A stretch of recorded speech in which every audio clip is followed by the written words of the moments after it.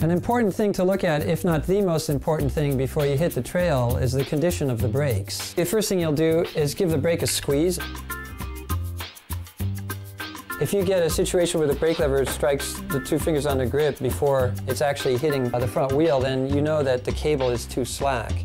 And then it's quite easy to inspect the brake pads and check to see where they are positioned relative to the rim. In this case, it's quite clear that this one here is not parallel to the line of the rim, and the one on the other side is actually way off, so we need to line those up again. And we'll probably also need to take up a bit of cable slack.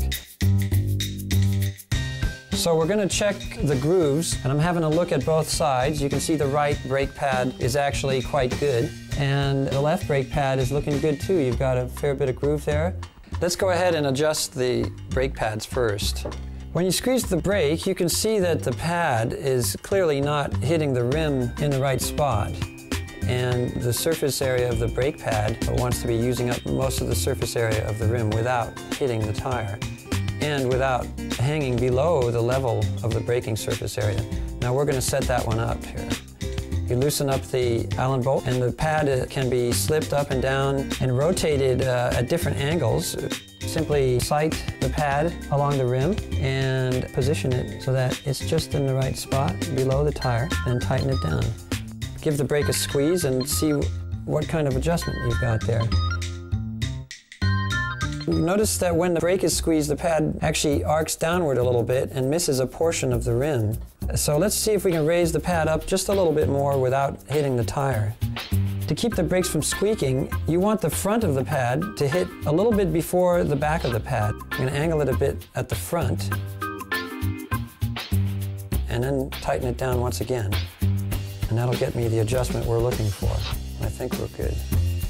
Now, an important thing is that the pad doesn't hit the tire. That can wear a hole through the tire, and you can get a blowout halfway down a long descent. That one's not in line with the curvature of the rim, so I'm going to loosen that up, drop it down, line it up, hold it in place. I'm also towing it in. I'm pushing it with my thumb to the front. I'm nipping up the nut, and that's pretty much the pad adjustment there. You shouldn't be able to move the pad with your fingers. If you can twist it with your hands, then you probably need to tighten it up a little bit more. The next step is to make sure that your cable is in good shape. The cable is made up of small strands of wire that are woven together. And basically all of these strands are important. Every one should be in good shape. If any one of these strands are broken, the rest of the cable could fail. The areas to look for are where the cable is pinched by the anchor bolt. That often will cut the cable. And the other area is where you get friction between the brake lever and this barrel adjuster here. If you line up the slots in the barrel adjuster and the barrel adjuster lock ring, it's quite easy then, once you've opened your brake, to pull the cable out of that slot and just inspect that whole area. In this case, you've got some old grease there, but the cable's in good shape still. So now we're satisfied that this cable's in good shape. We'll hook this back up, give the brake a squeeze, and see how it feels. It feels pretty good, but it's still a bit loose. There's two ways you can tighten up the brake cable. The easy way is by using this barrel adjuster, and by simply turning it counterclockwise, you basically lengthen the cable outer, thus shortening the cable. Now in this case, the cable's actually quite slack still, so you'll probably want to pull the cable through a bit via the pinch bolt. Go ahead and back the barrel adjuster back down, because you want to use that later.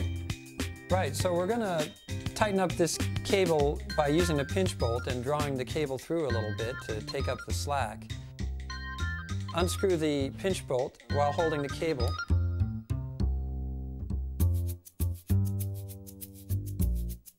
You'll notice that the piece of cable that's been pulled through has a little bit of damage caused by the pinch bolt. Now in this case, it's still, I would say, safe to ride because the damage area has no bearing on the brake pull. But if you find that you've got this type of kinks or breakage on this side of the cable, over here, you'll probably want to replace your cable because that could fail. you probably want to nip up your barrel adjuster and make sure the lock ring is snug up against the brake lever body. And that will immobilize the lock ring and keep it from rattling loose.